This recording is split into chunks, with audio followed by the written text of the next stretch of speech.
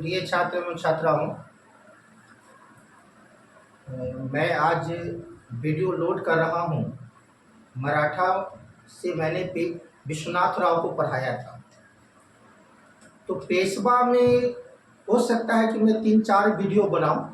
तो पेशवा का जो प्रथम वीडियो विश्वनाथ राव पढ़ाया गया था और पेशवा के संदर्भ में वीडियो नंबर 2, तो मैं पेशवा आज जो बता रहा हूँ वो काफ़ी शक्तिशाली पेशवा हैं और उस पेशवा का नाम है बाजी राव प्रथम।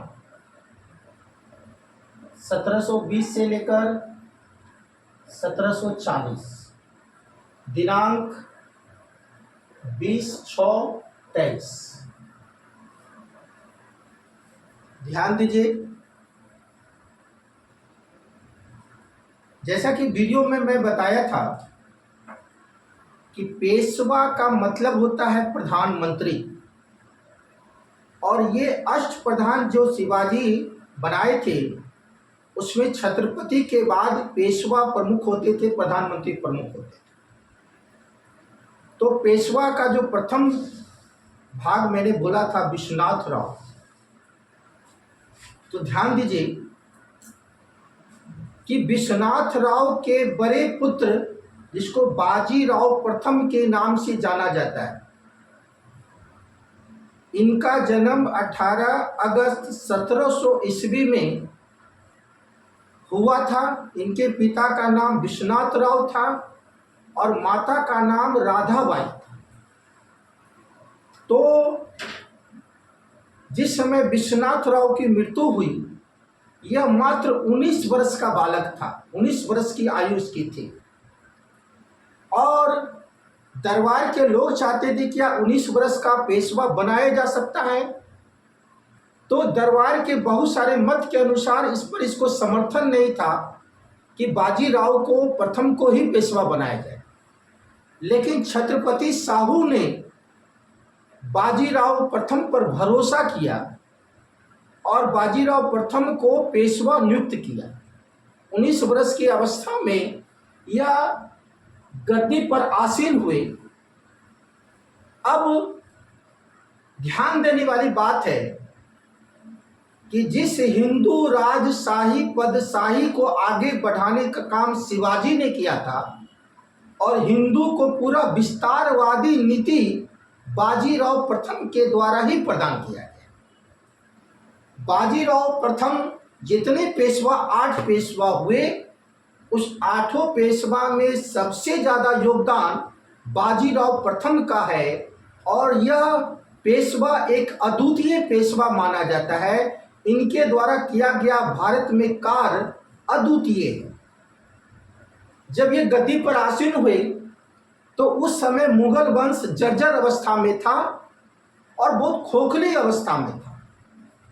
तो यह मुगल वंश के शाखा पर प्रहार करके समूचे भारत में उत्तर दक्षिण पूर्व पश्चिम में हिंदू पदशाही को यह फैलाने का काम किया और हिंदू धर्म को फिर से भारत में स्थापित करने का काम बाजीराव प्रथम ने ही किया। अब ध्यान देने वाली बात है, बाजीराव प्रथम की 2 पत्नियां हैं।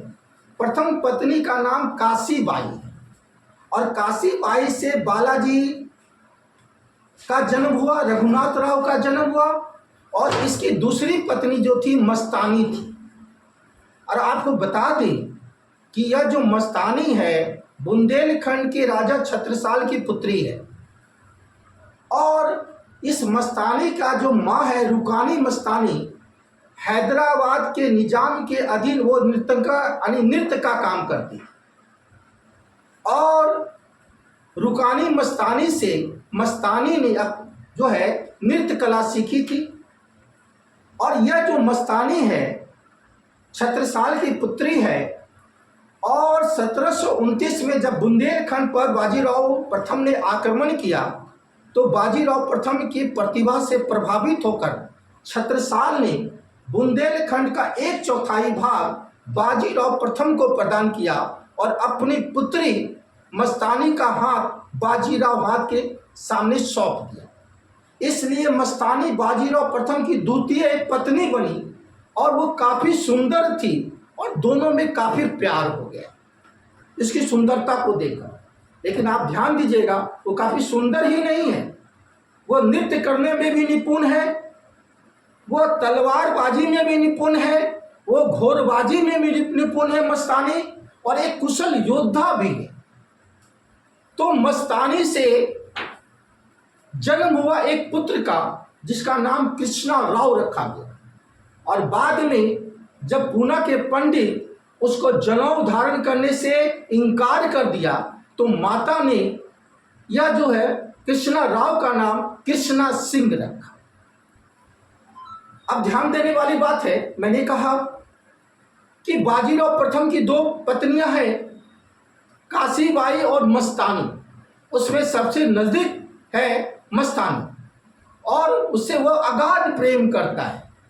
संजय लीला भंसाली की पिक्चर बनी बाजीराव मस्तानी, वो हिंदुस्तान में काफ़ी चर्चित है। और मस्तानी इतना प्रेम करती थी बाजीराव से, बाजीराव जो है खंडाला युद्ध के समय बुखार पड़ गया और वो बुखार छूटा नहीं और अकस्मात 40 वर्ष की अवस्था में ही बेचारा मर गए और वो मस्तानी जहर खा के आत्महत्या कर।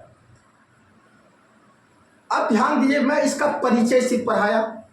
अब बाजीराव प्रथम एक योद्धा के रूप में हिंदुस्तान की धरती पर यह पहला ऐसा व्यक्ति है जो 40 युद्ध में 40 युद्ध को जीता और सब युद्ध को अजय रहा, किसी युद्ध में यह नहीं हारा। और इतिहास में ऐसा योद्धा इसके सिवा कोई नहीं है जो 40 युद्ध में 40 युद्ध पर विजय हासिल किया हो। यह जब बचपन में ही 12 वर्ष की अवस्था में विश्वनाथ राव के साथ युद्ध में जाया करता था और उस समय से ही यह घोड़सवारी में निपुण व्यक्ति हो गया, तलवार में यह निपुण व्यक्ति हो गया, अस्त्र शस्त्र को चलाने में निपुण व्यक्ति हो गया और गुरिल्ला युद्ध का यह मास्टरपीस हो गया। और यही कारण है कि बाजीराव प्रथम को हम लड़ाकू पेशवा कहते हैं। अब दूसरी बात, जो शिवाजी और महाराणा प्रताप ने गुरिल्ला युद्ध को जारी किया था उससे कई गुना बेसी लड़ाकू गुरिल्ला युद्ध को जारी रखने में यह व्यक्ति निपुण था। यह 6 फीट खुद लंबा व्यक्ति था, इसके हाथ काफी लंबी थी, यह पीछे से भी वार कर सकता था अपने शत्रु पर। तो कहने का मतलब हुआ एक कुशल योद्धा के रूप में बाजीराव प्रथम की योगदान भारत के इतिहास में सराहनीय है। अभी तक यह जितने भी युद्ध 40 रहे उस सब पर विजय उन्होंने हासिल की।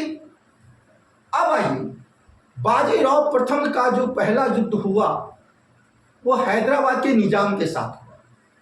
7 मार्च 1728 को हैदराबाद के जो निजाम थे वो कोल्हापुर को समर्थन दे रहे थे और सतारा के साहू के खिलाफ षड्यंत्र रच रहे थे, जो कि साहू का ही पेशवा है।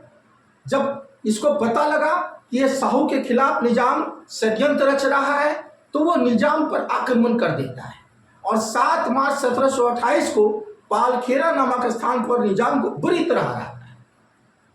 इसके बाद 28 अप्रैल 1728 को मुंगी शिवगांव की संधि बाजीराव प्रथम और निजाम के बीच होती है और निजाम इस बात को मान लेता है कि सतारा के साहू ही समूचे महाराष्ट्र के छत्रपति हैं और वो साहू की अधीनता को स्वीकार कर लेता है और ये वचन देता है बीच में मैं कोई प्रकार का कोई षड्यंत्र नहीं रचूंगा।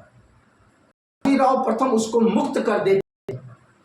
इसके बाद 1729 में यह बुंदेलखंड पर आक्रमण करता है और बुंदेलखंड का बहुत बड़ा भाग यह बाजीराव प्रथम जीत लेता है, मलवा को जीत लेता है और मध्य प्रदेश के नर्मदा और चंबल नदी के संपूर्ण भाग को जीत लेता है, समूचा गुजरात को जीत लेता है, भारत के राजस्थान को जीत लेता है, समूचे महाराष्ट्र के दक्षिण को जीत लेता है और भारत के उत्तर पश्चिमी प्रांत या अफगान को खदेड़ के भगाता है और अटक जो अभी पाकिस्तान में है वो भारत का हिंदू झंडा वो फहराता है।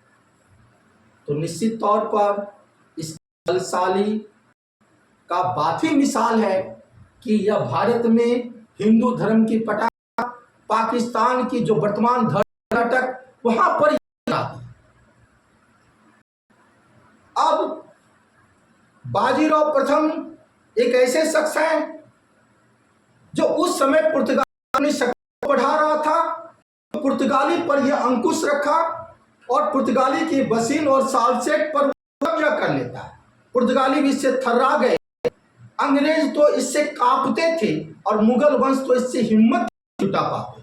अफगानी को तो ये खदे लगा। संपूर्ण भारत 70 से 80% क्षेत्र ये बाजीराव प्रथम के द्वारा कब्जा कर लिया गया था हिंदुस्तान। तो ये पेशवा में इसका मिसाल अद्वितीय है। जितने पेशवा थे उस सभी पेशवा में नहीं सर्वश्रेष्ठ पेशवा बाजीराव प्रथम को माना जा सकता है। अब मैंने कहा कि भारत 70 से 80% क्षेत्र पर इसकी कब्जा, अंग्रेज इससे डरे हुए थे, अफगानी इससे डरे हुए थे, पुर्तगाली इससे डरे हुए थे। समूचे भारत में हिंदू पदशाही उत्तर दक्षिण पूर्व पश्चिम तक फैलाने का काम बाजीराव प्रथम।